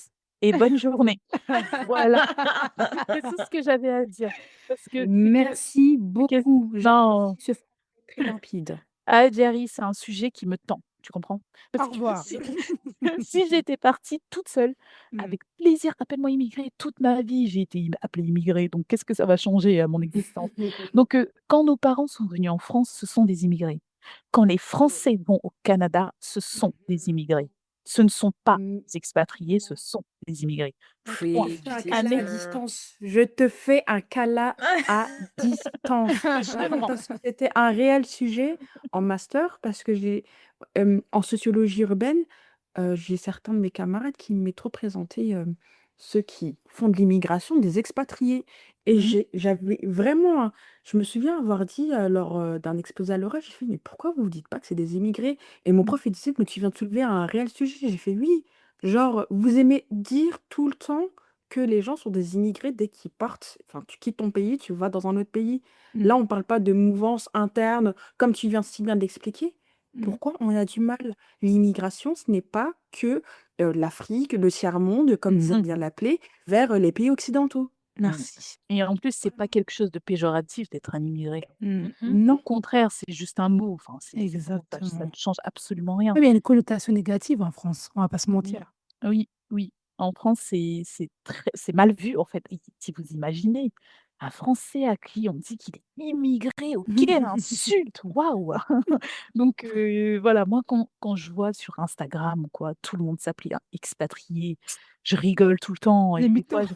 je non, mais en fait, c'est juste, c'est un déni limite et moi j'aime trop les piquer tout le temps en disant: «Hey, hey, hey, vous êtes pas expatriés!» comme ça. Ça a une signification très précise. Ce n'est pas expatrié, Mmh, c'est immigré et il y a rien de mal. On vit avec, il y a ouais. pas de souci. Voilà. On va arrêter d'appeler Larousse, on va dire Bodiel pour vous rappeler la Ah définition. franchement. Grave. Non, non, non, non, non. Non, franchement, c'est juste sur ce terme-là où je suis très déterminée et en plus, moi, Mmh. j'aime bien faire chier les gens. Donc surtout quand je sais que j'ai pas tort et je suis pour ça. Ils sont foutus. Je suis pour pas. Donc ouais, sur ce point-là, ouais, c'est un point que j'aime bien soulever parce que pour moi, c'est n'importe quoi. Les entreprises là-bas, est-ce que c'est Mmh. comme la télé? C'est comme, genre quand on allume notre petite série, genre: «Waouh, en fait les gens ils ont pas le temps, ils sont tous en mode sur leur ordi, ils mangent, en solo», vraiment, capitalisme, plus? Ou bien non, c'est un peu, on abuse, vraiment il y a quand même un esprit, d'équipe, c'est pas comme on le voit sur les télés? C'est comme on le voit à la télé. Mmh. Malheureusement, il y a même le tapis, ma belle. Le tapis, vous Ah. savez, le tapis, tout moche du bureau là. En fait, les mentalités sont incroyablement différentes avec la France. Mmh. Impressionnant et ça, c'est quelque chose qui m'a quand même beaucoup déprimée, je vais pas vous cacher. En fait, première chose, juste la partie repas. En France, quand j'étais là, on allait à la cantine, vous voyez? On avait notre petit truc à midi, on va manger. C'est très Mmh. important pour les Français d'avoir une pause repas ou d'avoir une pause tout court. Pause café, 15 minutes par-ci. En Amérique du Nord, lol. Première chose, les repas, tout le monde mange avec son petit tube devant l'ordinateur. En fait, ils Oh! travaillent en mangeant, mangent en C'est fou. travaillant. Voilà. Il y a pas de pause, il y a pas de break, il y a pas de: «Oh, on va stopper pour manger et faire autre chose». Donc ça, c'est quelque chose qui m'a choquée. La mentalité de travail, on va dire que c'est différent entre le Canada et les États-Unis, parce que je travaille énormément avec les États-Unis Mmh mh. et Mmh. les Américains, eux, comme tu as dit Thierry, c'est le travail avant tout. Eux, c'est vraiment des gens, ils travaillent énormément. Et par contre, les Canadiens, eux, c'est plus détendu. Je dirais qu'à 17:00, enfin 16:30, il y a plus personne, hein. Mmh. C'est vraiment très light. Eux, ils sont vraiment très light, c'est pas mais c'est pas non plus grosse ambiance au bureau. Tu ne verras jamais la grosse ambiance. En France, on rigole, on parle. Vous savez, en fait, c'est là où je me suis rendu compte qu'on est hyper sociables les Français, Ah finalement oui? et oui, en entreprise, on est sociable, on est très sociable, on parle, on fait des pauses et cetera. Mais en Amérique du Nord, ça n'existe pas et quand tu fais ça, c'est limite, bizarre, en fait. Pourquoi? Après, moi, ici, vu que c'est l'entreprise française qui a créé ces filiales américaines, Mmh mh. il y a beaucoup de Français expatriés. Mmh mh. Donc ils se sont habitués, en fait, à notre, manière de faire, vous savez? Mmh mh. Genre, à faire des pauses et ce genre de choses. Donc eux-mêmes, ils essayent de faire un peu avec nous, parce que ça leur change, en fait, de leur manière de faire. Donc niveau travail et cetera et manière de travailler, c'est tellement différent, c'est totalement différent. Par contre, ils sont beaucoup plus sympas que les qu'en France, on va pas se mentir. Les Français, c'est un peu la bagarre là-bas, on va dire, c'est la bagarre en entreprise, hein. Mais les Canadiens et autres, ils se prennent pas la tête. Après, ils sont toujours très sympas et puis tu viens un matin, tu as tes cartons qui t'attendent et pourtant il y a eu aucun Ah. signal avant, jamais. Mmh. Alors qu'en France, quand ça se passe mal, on va te le faire sentir, on va te le dire même dans les yeux. C'est la France est très cash quand même, clairement comparé à Oui, tu as quand même l'Amérique un du Nord. processus quand même, tu peux pas licencier en France, on peut pas Ah licencier oui, quelqu'un, ah non, tu non, vois, non. du jour au lendemain, il y a quand même un certain process. Vous, il y a aussi le système RH comme il est établi en France ou s'il y a des, différences? Non, il y a le même alors il y a des RH, mais c'est pas le même Ouais, système, bah, comme tu as dit avant. OK. En France, pour licencier quelqu'un, c'est extrêmement compliqué. Au Canada, tu viens le matin, tu es plus là et vous Waouh! savez, je l'ai vu de mes propres yeux. J'étais Sans tellement préavis, choquée, rien? rien. En fait, ça la première fois, ça m'a choquée et ça m'a touchée aussi, vous savez? Parce que Mais encore heureux! je me suis dit: «C'est super triste, en fait, ce système». vraiment, la dame, elle était venue travailler et tout. Et puis à midi, elle a mangé et tout. Je l'ai vue, ah, ça va, ça va. À 12h30, je repasse pour aller aux toilettes. Je la vois, elle a un carton et il y a la Wow. RH. Il y a la Et RH je derrière suis elle. tellement choquée, je suis Ouais, désolée, les filles. c'était impressionnant. Et il y a la RH qui la suivait et tout. Et après, en fait, en général, ils te donnent tes cartons. Tu remplis tout devant la RH parce qu'il faut qu'elle te surveille pour voir si tu prends pas quelque chose, je sais pas quoi. Et Mais ensuite, je tu suis descends choquée. et on t'appelle un Uber ou je sais pas quoi, ou tu prends ta voiture, tu rentres chez toi. Terminé. Mais je suis choquée. C'est un truc de malade. Je Mhm. suis choquée. L'Amérique, c'est ça la chose la plus This bizarre. is America. Ah oui, this is America, c'est clair. Il n'y a aucune sécurité de l'emploi. Aucune. Voilà. Et ça, c'est quelque chose de... C'est stressant quand même, hein, mais bon, c'est comme Mais ça, c'est leur manière de faire. je pense que c'est bien de façon que tu nous le dises parce que ça nous permet vraiment de voir quelle est la réalité et même pour les personnes qui pensent à s'expatrier. D'ailleurs, à ce sujet, moi, je voulais savoir quels sont les conseils pour une expatriation réussie selon toi? Alors, expatriation ou immigration? Bon, un des deux. Ah, choisir. Voilà, Non, Bodine, tu joues un petit peu sur les mots là. Arrêtez. Non, mais alors, on va dire pour partir, peu importe la manière dont vous partez, pour que ça soit... Donc déjà, le avant, il faut bien le préparer. Si vous êtes seul, c'est cool, vous êtes vous-même avec votre cerveau. Si vous êtes avec quelqu'un, faites bien en sorte que vous êtes sur la même longueur d'onde. Parce que si l'autre personne ne veut pas partir et qu'elle se force à partir, vous allez y aller, ça ne va pas marcher. La personne va craquer, elle va rentrer, vous allez vous séparer. Donc déjà, ça, première chose. Si vous êtes à deux, faites en sorte que ce soit un but commun et pas juste votre but à vous. Ça, c'est clair. Deuxième chose, il faut très bien le préparer financièrement parce que s'expatrier, ça coûte, ou immigrer, ça coûte très très cher. Parce qu'en fait, quand tu arrives dans un nouveau pays, moi, on va dire, c'est pas mon cas. J'avais déjà un travail. Je suis arrivée, je suis allée au bureau lundi. Donc, c'est pas mon cas. Mais je parle pour les personnes qui veulent commencer une nouvelle vie ailleurs. Il faut avoir un capital quand même parce que quand tu arrives, tu n'es pas sûr de trouver un travail. Ça peut prendre une semaine, comme ça peut prendre 6 mois de trouver quelque chose. En attendant, tu dois payer ton loyer, tes charges, etc., vivre là, survivre. Et donc ça, avoir un bon capital financier, choisir un pays pour lequel tu visites d'abord, genre visiter en touriste, et ensuite tu immigres là-bas. Parce que je connais énormément de personnes qui se sont fait des films sur le Canada. Oh, le Canada, c'est magnifique. Oh, ils vivent trop bien. Oh, nanani, nanana. Et en arrivant, parce qu'ils sont jamais venus voir ce que c'était, ils sont extrêmement déçus. Ils restent 3 mois, ils repartent en France. Plein de personnes à qui c'est arrivé. Le Canada, c'est bien, mais il y a une réalité. Le Canada coûte excessivement cher, beaucoup plus qu'en France. Donc, quand tu arrives et qu'ils te donnent un salaire, et tiens, on te paye 3 000 $, t'es là, waouh, hé, hé, je gagne beaucoup plus qu'en France, hé, hé, hé. Et que tu arrives et que le loyer est à 3 000 $, au final, on fait quoi? Donc, Grave. il y a des réalités dans chaque pays, mais il faut vraiment faire en sorte de bien se renseigner sur le pays que tu vises, très bien se renseigner avant de partir. Et pas juste partir sur TikTok m'a dit, ou les gens m'ont dit, ou j'ai le feeling que. Non, n'ayez pas de feeling, s'il vous plaît. À skip. Le à skip, exactement, à skip. Donc, il ne faut pas se baser sur ça. Donc ça, c'est la troisième. Tout ça, c'est les 3 trucs que je dirais importants à faire avant d'y aller et surtout se renseigner sur la partie administrative. Beaucoup de gens pensent que parce que tu es français, tu peux travailler au Canada. C'est faux. C'est faux. Est-ce que je peux le dire une troisième fois? C'est faux. Tous les gens qui écoutaient, c'est pas vrai.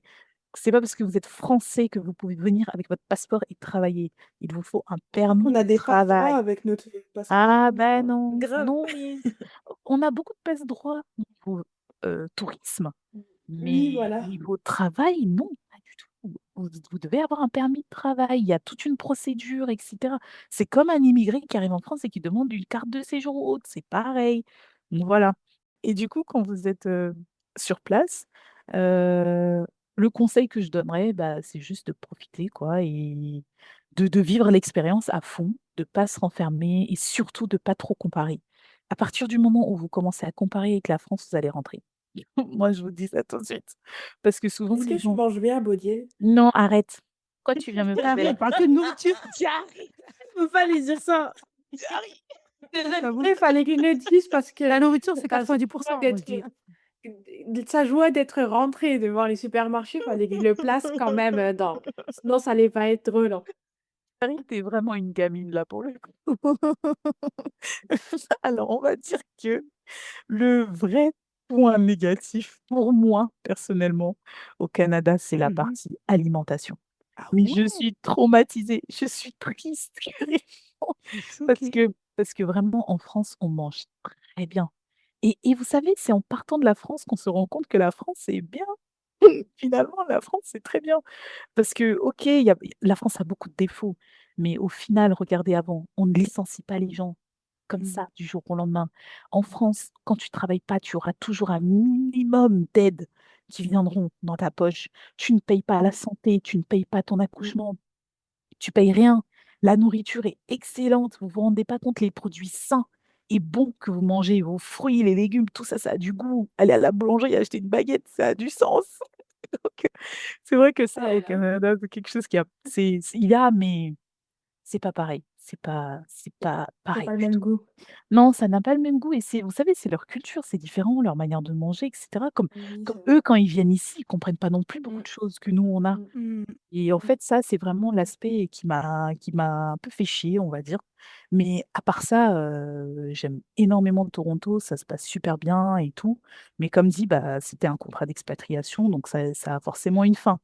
Mais bon, ça, c'est, to be continued, voilà.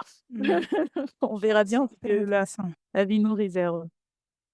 Et du coup, tu parlais, d'accouchement, donc tu nous parlais aussi du fait que tu étais maman. Comment Oui. est-ce que tu fais pour, t'organiser, pour avoir, une vie de maman carriériste? Alors c'est dur, c'est très, très dur. Je peux pas m'asseoir ici et vous dire: «Ah oui, oui, tout à fait, c'est très facile à faire, très facile à gérer».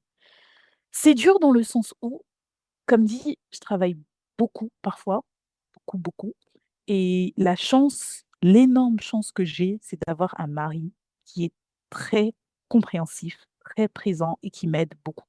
Sans lui, j'aurais jamais pu être maman et avoir mon métier. Je vous le dis clairement. Ou il fallait qu'il y ait ma mère ou ma sœur, impossible. En fait et je comprends aujourd'hui quand on dit: «Oh les femmes qui ont une certaine, degré de carrière et cetera, elles ont pas d'enfants». Parce qu'en fait, au final, c'est très compliqué à, combiner si tu n'as pas d'aide et de support. C'est pas possible, c'est pas possible. Parce qu'un exemple, j'ai des deadlines. «Oh Bodial, il faut sortir ça pour demain». On te le dit à 17h. Ça veut dire que tu es là jusqu'à minuit au moins en train de faire ton truc et la petite, elle, elle va pas t'attendre que tu aies fini, tes slides, que tu as fini ton truc.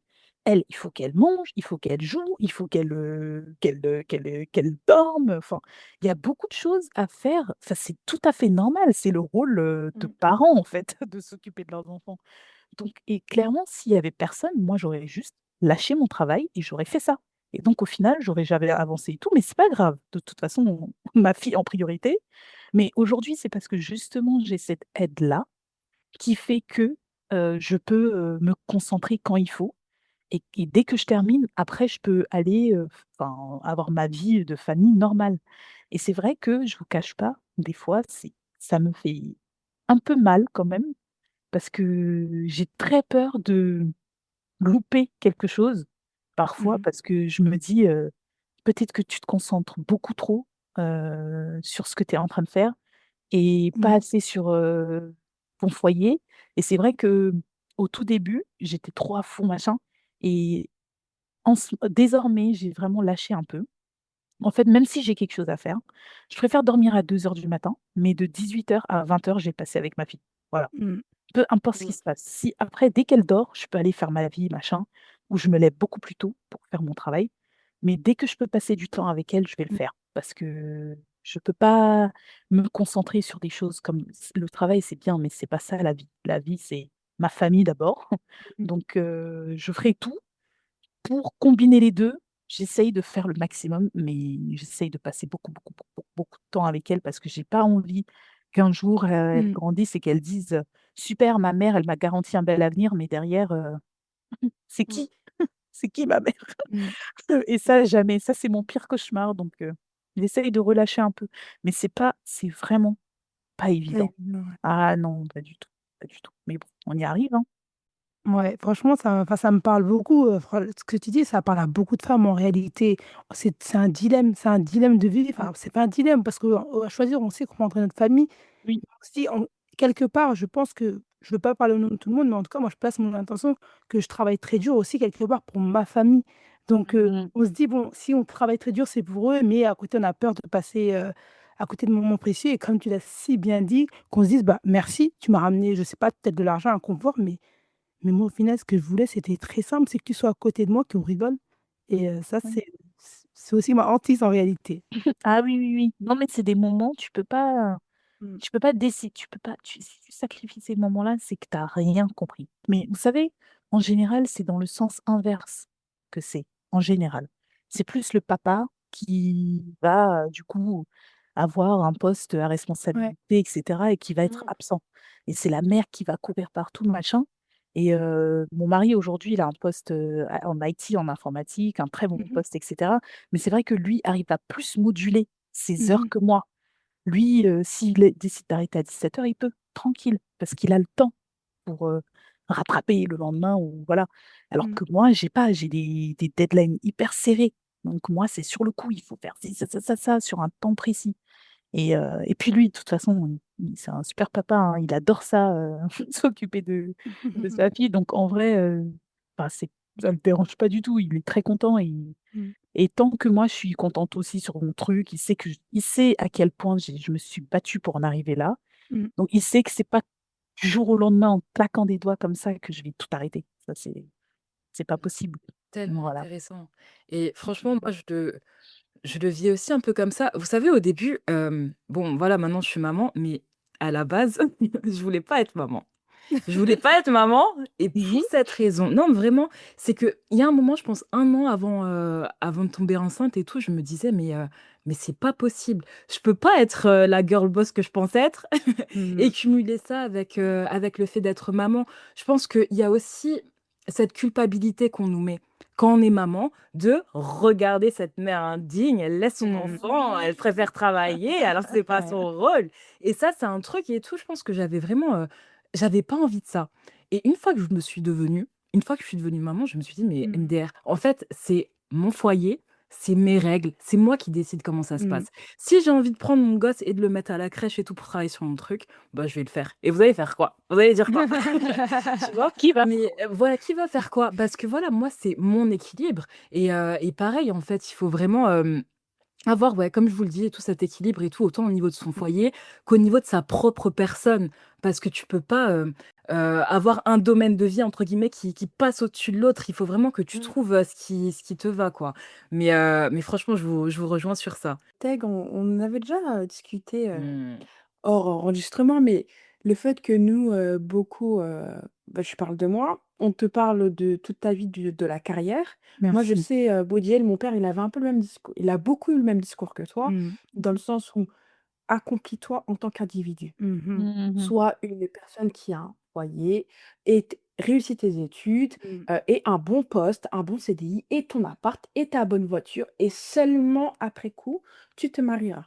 Tu sais, je Mmh. pense pareil, hein, la peur de devoir, dépendre, totalement Mmh. d'une personne et aussi parce qu'il se dit, «Moi, j'ai fait tout ça pour que tu réussisses ma belle». Enfin, en tout cas, Mmh. comme lui, il entend sa définition. Alors que ma mère, c'était pas du tout ça. C'était plus, «Bah, n'oublie pas, tu es une femme». Tu vas devoir te Exactement. marier, tu C'est vas vrai. devoir avoir tes enfants et il arrive à un moment où tu as un conflit parce que Oui. tu as fait toute une partie moi, je sais que je l'ai eu. Du coup, on Mmh. m'a toujours mis en équilibre, ça veut dire j'ai toujours eu les 2 dans ma tête, Mmh. mais bah, Teg, elle pourra mieux en parler, mais Mmh. il y en a, elles ont eu toute leur vie, bah, on leur a parlé de carrière, carrière, carrière, c'est Mmh. fini. Tiens, marie-toi, c'est fini. Bah et les gosses? Exactement. Mais comment Mais je sais, Exactement. la partie enfant alors qu'on ne me l'a jamais, bah, dit dans la tête, mais quoi. bien Moi, j'ai sûr. envie de travailler en tant qu'être carriériste et tu sais, Bodil, tu le dis bien, pouvoir mener sa carrière comme on le souhaite, ça Ouais. demande des moyens et je me souviens, je Merci. sais que certaines de mes collègues, elles parlaient de: «Oh mais c'est bon, moi j'ai eu 3 enfants, j'ai une gouvernante», mais une gouvernante, ça coûte, ma belle. Ouais, Tu sais, c'est genre, c'est de clair. l'argent. «Ah non, mais moi, ouais, mais c'est bon, je peux compter sur ma mère, ma sœur». Bah, il faut vivre à côté de sa mère et de sa sœur. Mais Je sais pas, merci. tu sais, ça demande une logistique qui, De bah, quand ouf! tu l'as pas et que ton mari, bah, lui, il ne peut pas, bah, Merci. bah, être présent, tu fais comment? Non, mais c'est un Non, truc de mais on dingue. est d'accord. On en parlait avec Teg il n'y a pas si longtemps. C'est exactement. Jarry, tu as soulevé exactement la question. Comment on fait quand on n'a pas. On abandonne, mais, clairement, Oui, il y en a c'est ce beaucoup que j'allais dire. qui sont Abandonne. mères au foyer de 0 à 3 ans. C'est ce que je disais, et j'en parlais avec Teg très justement. Je disais exactement comme Bodjel. Mmh. Moi, si aujourd'hui, je n'avais pas la capacité de compter sur mon mari, mais je ne ferais même pas mon travail. Mais C'est c'est ça. impossible. C'est vraiment pas. Il faut quelqu'un à côté, ou en tout cas, ton mari, ta soeur, peu importe. On a tous des situations diverses, mais il faut quelqu'un qui t'aide, qui t'épaule et qui te comprenne, qui ne va pas te rabâcher. Bah, je t'aide, mais parce que j'ai pas le choix ou ça me fait pas Mais plaisir. Il faut grave! qu'elle soit dans son rôle et qu'elle le prenne à cœur et qu'elle sache pourquoi toi tu fais ça. Sinon, ça ne fonctionne pas. Mais C'est un grave. travail d'équipe. C'est un travail d'équipe. Grave. Et C'est un travail d'équipe. c'est vraiment aussi, encore une fois, une question de mentalité et tout. Genre, Mm. le mec et tout en face de toi, à quoi il pense? OK, on a nos droits et devoirs envers chacun. Ça, c'est quelque chose. Mais il y a aussi du bon sens qui rentre dedans. Ça se Mm. limite pas au, bah, toi, femme, Oh, toi, femme. toi, femme, Cuisine. tu ça pour ça. Mais je rebondis par rapport à ce que Diary, elle disait. En fait, aussi, le cadre dans lequel on grandit et en tout cas, ce qu'on va nous inculquer, par rapport à tout ça et tout, c'est tellement important. Moi, je me souviens que, bah, ma mère et tout, elle était très, bah, en fait, Teg, c'est des études, des études, des études. Donc moi, je ne voyais que ça. Genre, en fait, je voyais que ça. Je pensais pas vraiment à la vie de famille et tout. Enfin, c'est pas que j'y pensais pas, mais je voyais ça comme quelque chose de très lointain. Et le truc, c'est que en fait, après avoir fait mes études, genre, je me marie tout de suite. Et après, il y a toute cette pression qui arrive. Du coup, j'attends mes petits-enfants, ils sont où là? Pardon, mais en fait, vous m'avez menti pendant toute ma vie, je comprends pas. Pendant toute l'année, vous m'avez dit qu'il fallait que je fasse des études, que j'ai un certain poste et que j'ai un certain statut social. Et aujourd'hui, vous me demandez quoi? D'être maman? Alors que vous m'en avez pas parlé avant? Je comprends pas la DA là. Et comme tu le disais si bien, Diary, c'était vraiment, franchement, un gros conflit et tout, à mon niveau. Mais encore une fois, chacun ses règles. Chacun le voit comme il le veut et applique Mais tel qu'il le souhaite, pas tel que les autres Les l'attendent de autres lui, en souhaitent. fait. Mais vous Non, trouvez pas quand même que nous, notre société occidentale, elle nous demande, enfin, elle fait qu'on est beaucoup plus individualiste. Mais Parce que moi, bien si je sûr. reprends par exemple bah, dans les pays de mes parents, etc., Mm. vous voyez, vu qu'on vit en communauté, moi, je sais Merci. que ma maman, elle n'a pas eu de difficulté de continuer son taf, bien qu'elle ait eu ma sœur, parce que elle était chez sa mère, il y avait ses sœurs. Donc, c'était plus simple de laisser son enfant, vous voyez. Mm. Alors qu'ici, on nous pousse à être, je sais pas si on nous pousse, mais oui, on est vraiment dans et bah, t'as ton foyer, bah, c'est que vous. Il n'y a Exactement. pas, la famille, c'est que, entre guillemets, c'est que vous. Mais C'est oui. que, bah, bah, papa, maman, les gosses. Et si tu Merci. demandes de l'aide, et bah, si tu demandes de oh, ouais, tu vas Jarry, commencer à j'aime fatiguer beaucoup. alors que mais non, mais J'ai rien à franchement, et tu rajouter. sais, j'en parlais avec ma sœur parce qu'elle disait, en fait, nos mamans, je pense qu'elles ont eu ça a été très compliqué pour elles de passer, et bah, du Sénégal, de la Mauritanie en France, où elles vivaient toutes et bah, vous voyez, il faut vraiment un enfant il faut Communauté. vraiment un village pour élever un enfant, tu vois? Mm. Et là, tu te retrouves qu'avec toi. Ton mari, il va aller chercher de l'argent, nos mamans, bah, en tout cas pour la mienne, parlait pas bien français, elle s'occupait de nous, mais Mm. tu les élèves toutes seules. C'est Exactement. toi et toi seule, Toi. tu vois? Et je trouve que déjà, même quand tu ne travailles pas, c'est compliqué. Alors imagine quand tu travailles. Merci. La double peine de la femme, c'est réel, hein. La Et, double vie, c'est que tu as ta première journée de 8h à 17h et ta journée, elle continue quand tu rentres. En Occident, on est beaucoup plus, bah écoute, ma belle, bon courage, quoi. Débrouille-toi. Tu veux pas du Mais c'est travail? ça. Ouais. Ouais. Je trouve chacun qu'on te pour soi. demande beaucoup plus à faire le choix entre ta vie de maman et ton Ouais. taf. Alors que bah, dans nos pays, moi je sais que ma maman, avant qu'elle vienne ici, c'était pas, bah, elle n'avait pas besoin de se poser la question. Elle Bah était oui. maman et elle travaillait, c'est tout. Elle, comme tu as dit, elle le dépose sans.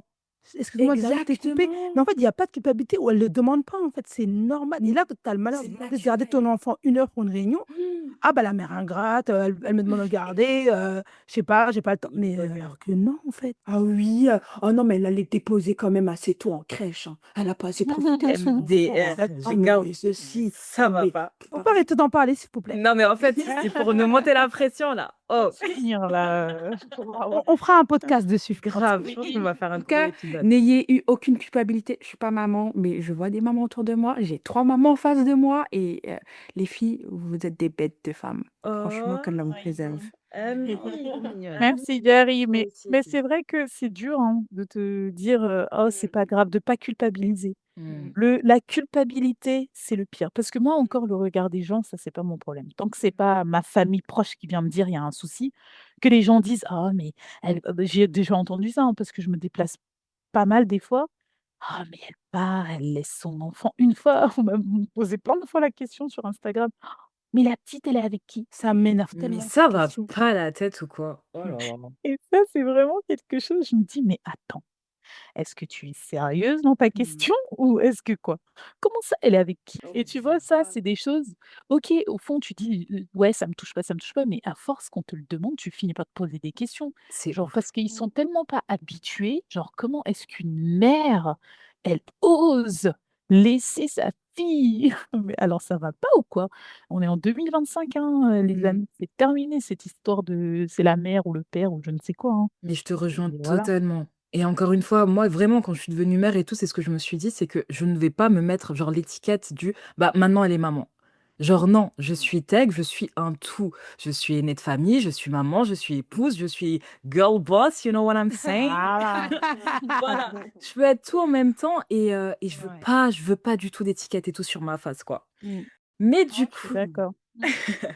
Bodiel, on va te poser la question signature, là, on arrive sur la fin de l'épisode. Oh Ouais, purée. ça y est, C'est on a bientôt pris fini. tellement de plaisir à l'enregistrer. Grave. Oui, bah moi aussi. C'était cool. Mais ouais, votre question là, j'y ai pensé hier, hein. On te J'étais l'a trop on te l'a pas encore posé, attends. Elle sait déjà. Elle sait Peg, déjà. est-ce que tu peux la poser déjà? Elle sait pas de quelle Ok. question. Non, Alors. mais j'ai vu sur votre Instagram pas mal de fois, vous parliez de sujets. Ah. Donc je me suis dit, si on me Euh, posait la question, qu'est-ce que je dirais? Purée. Ah, On intéressant. va voir, on va voir si c'est la même. Alors, Bodiel, dis-nous, pour toi, qu'est-ce que la réussite? Mmh. Oui. En fait, vous me stressez. Non, mais alors, qu'est-ce que la réussite? Déjà, je vais répondre par qu'est-ce qui n'est pas la réussite pour moi? Pour moi, qu'est-ce qui n'est pas la réussite? Heu, Être riche pour moi, ce n'est pas réussir. Voilà, je vais vous le dire tout de suite. L'argent, c'est bien, c'est doux, c'est cool, tu peux faire plus de choses, mais c'est pas parce que tu as beaucoup d'argent que tu as réussi. Mmh. En tout cas, personnellement, hein, je parle vraiment pour moi. Même si j'étais multimillionnaire, ça ne voudrait pas dire que je suis heureuse. Vous voyez ce que je veux dire? D'accord. Moi, pour moi, réussir, ça revient toujours au même truc que je disais. C'est lorsque je vois ma famille, mon entourage, ma fille, mon mari me dire qu'ils sont fiers de moi. Mmh. Pour moi, à partir de ce moment-là, j'ai tout gagné et j'ai tout réussi. Vraiment. C'est juste de me dire que ma famille, même pas mon entourage, amis, tout ça, c'est pas mon enfin, c'est OK, pourquoi pas. Mais quand ma mère, mon père, avant de partir, m'a regardé dans les yeux et m'a dit: «Je suis très fière de ce que tu as fait et tu as accompli beaucoup de choses, bravo». Pour moi, à partir de ce moment-là, j'ai réussi. Est-ce que les pleurs, ça rentre dans les podcasts ou pas? Tu peux pleurer, tu Non, peux. non, non, je pleure pas, oui. C'est Ça me magnifique. rend, Ça te ça touche? m'émeut. Mhm. Voilà, ça me touche énormément et en fait, pour moi, à ce moment-là, je me suis dit: «OK, j'ai Mmh. fait quelque chose de ma vie et ça a du Magnifique. sens». Après, ça, c'est le gros, mais réussir aussi, c'est réussir dans cette vie d'ici-bas en étant une bonne personne, une Mmh. bonne musulmane surtout et ça, c'est quelque chose que j'avais pas, développé dans ma vie avant Mmh. et que je commence à développer aujourd'hui en me rapprochant de la religion, en apprenant à lire l'arabe, en Mmh. lisant le Coran, ce genre de choses. Vous voyez, c'est des choses qui te rendent encore plus accompli. Mmh. Donc pour moi, réussir, c'est le jour où je mourrai et que les gens viendront à mon enterrement et diront: «Ah, Botiel, c'était une bonne personne, Waouh. priez pour elle». Pour moi, là, j'ai réussi. Mais c'est Ça pas: doit être «Ah, elle légitime. était riche, elle avait des grandes maisons, nanani». Non: «Ah, elle était directrice financière, super, Mmh. mais qu'est-ce que ça a apporté? Rien du tout». Voilà, pour moi, c'est vraiment elle était bien, elle faisait le bien.